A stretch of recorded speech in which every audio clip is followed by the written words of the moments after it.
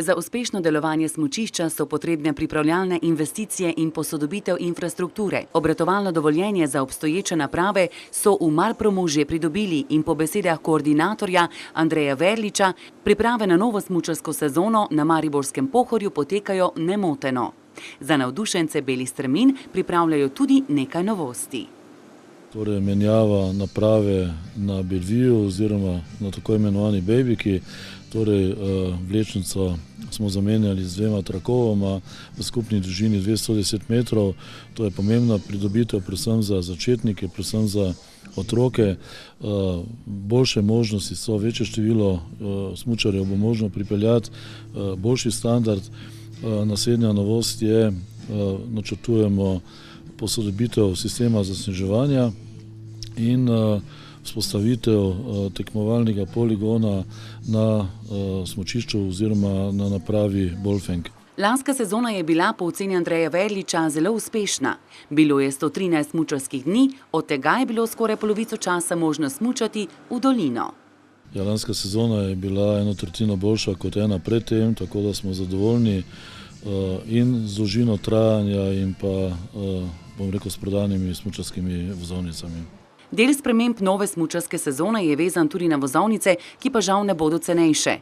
Cene nekaterih vozovnic bodo celo zvišale. Verlič višanje cen opravičuje s prepotrebnimi finančnimi vložki za investicije in standardom, ki ga želijo doseči.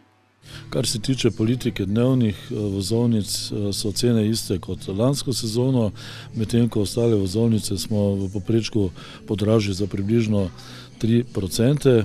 Ni pomembna samo kvaliteta smučišča v zimski sezoni, temveč tudi pomen čistega okolja skozi vse leto. Zato so tudi letos organizirali čistilno akcijo na bodočih progah. Po mnenju Verliča je Pohorje iz leta v leto manj onesnaženo. Torej, kar se uspeha tiče, je ta akcija uspela enako kot lansko sezono. Res pa je, da je bilo opaziti, da je bilo manj smeti ob progah in da je bilo potrebno manj postoriti kot pa eno leto pred. Žal zime niso več takšne, kot so bile pred leti ali desetletji. Naravnega snega več ni v izobilju. Želijo si, da bi bilo tokrat drugače, v nasprotnem primeru pa upajo, da bodo temperature primerne za umetno zasneževanje.